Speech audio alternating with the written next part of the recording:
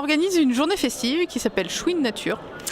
Donc le but en fait c'est dans une journée intégrer tout ce qu'on peut faire dans la semaine des alternatives aux pesticides, donc des ateliers, des formations, des spectacles pour enfants et des stands de sensibilisation pour que tout le monde s'y retrouve. Voilà, une manière d'apprendre comment moins utiliser ou voire plus du tout utiliser de pesticides de manière ludique. Alors en fait on est plusieurs syndicats d'eau à porter cette semaine des alternatives aux pesticides, dont le SDEA, et dans un objectif simple en fait c'est protéger la ressource en eau. En Alsace on boit l'eau souterraine, l'eau qui est sous nos pieds, et l'eau souterraine est vulnérable aux pollutions par les pesticides, quels que soient les pesticides, qu'ils soient utilisés par les agriculteurs, les collectivités ou les particuliers. Et donc sur des journées festives comme ça, on vise le public des particuliers pour gérer différemment son potager, ses massifs. Et les spectacles pour enfants permettent de sensibiliser les parents en même temps sur la protection de l'eau en général. Alors il y a aussi des activités à l'extérieur de la salle, par exemple. Alors il y en a de nombreuses, il y a des balades en extérieur bien sûr, donc reconnaissance des plantes comestibles ou reconnaissance des plantes qui peuvent nous aider au jardin à faire des décoctions ou des purins. Il y a également des balades comptées pour les enfants. Et puis en intérieur, on a des ateliers pratiques de confection de produits naturels, que ce soit des onguents ou des produits ménagers. Et puis il y a aussi des mini-conférences sur le jardinage naturel. Donc voilà, normalement tout le monde s'y retrouve. Si on regarde bien, on voit que déjà ça commence.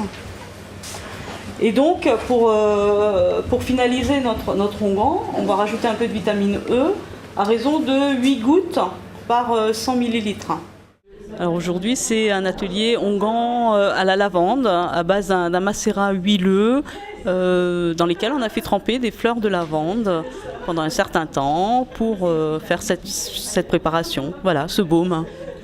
L'onguent, c'est une substance huileuse ou résineuse qui peut servir à différents usages, comme protéger la peau par exemple. Comment ça se passe? Comment on prépare ça? C'est assez simple, donc on chauffe son macérat huileux au bain-marie, on rajoute une certaine quantité de cire d'abeille, on laisse reposer un tout petit peu, on rajoute une vitamine E ou une huile essentielle et on met en pot. Voilà, c'est tout. Là, si vous voulez, je vous permets d'essayer. On va faire un test de calendulage. L'intérêt du pissenlit, c'est principalement ça. Des mellifères et puis utilisation en pur. Donc encore une plante qu'on n'a pas besoin de s'échiner à arracher ou à traiter. De toute façon, si vous voulez vous en débarrasser, c'est quasiment peine perdue. On a choisi des associations locales, donc comme on est à Schwindratzheim, bon forcément la commune a participé bien évidemment, l'association de la bibliothèque de Schwindratzheim, parce que chaque année ils ont à cœur de mettre une animation en place durant cette semaine des alternatives, donc on les a sollicités, ils étaient partants sans problème. Et puis on a également fait appel à l'association Evolucel du pays de la Zorn qui présente un marché d'échange de plantes pour du coup essayer de parfaire ces techniques de jardinage naturel. La bibliothèque peut proposer des livres qui permettent d'échanger donc toutes les méthodes qui permettent de faire connaître aux gens ce qu'il est possible d'effectuer chez soi dans son propre milieu pour éviter donc d'utiliser les pesticides dans la nature. Je vois que vous avez un stand qui est bien achalandé, donc ça s'adresse à qui? Petit, grand? Eh bien, ce stand s'adresse aux petits comme aux grands. Nous proposons des livres dans notre bibliothèque, des livres destinés aux enfants comme des livres destinés aux adultes, dans lesquels on peut puiser énormément.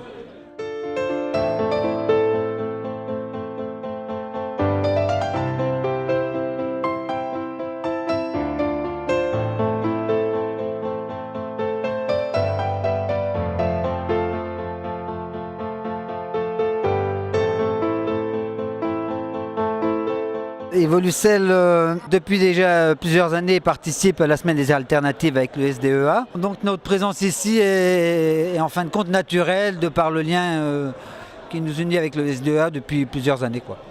Alors le principe du stand, c'est de pouvoir venir échanger ou récupérer des plantes ou des graines pour pouvoir justement faire son potager ou son jardin. Donc toutes ces plantes, au lieu d'être obligé d'aller les acheter, vous pouvez un jour comme aujourd'hui venir prendre des graines ou des plants de tomates, des plants d'aloe vera ou de choses comme ça, pour pouvoir replanter chez vous. Et de la même façon, chaque personne a dans son jardin des plantes qui se multiplient et qu'il va mettre sur le compost parce qu'il en a trop. Donc ça permet justement de faire circuler toutes ces plantes et en même temps de garder toutes les variétés de ces plantes, ça permet de les faire perdurer dans le temps. Et je dirais que le système, le fait d'échanger gratuitement commence à prendre racine au pays de la Zorn. Je pense que les gens sont de moins en moins surpris. Plus le temps passe, plus ils s'adaptent à ce système, quoi.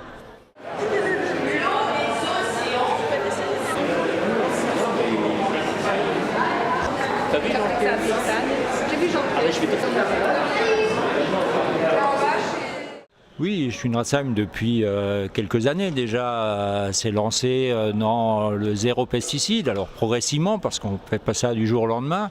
Et je suis Ratzheim à 2 libellules qui sont attribuées pour les communes en fonction de leurs efforts. Donc il y avait une première, maintenant nous en sommes à la deuxième. Alors, la troisième est un peu plus difficile à obtenir. Alors justement, concrètement, ça se passe un peu comment au niveau de la commune, ce zéro pesticide?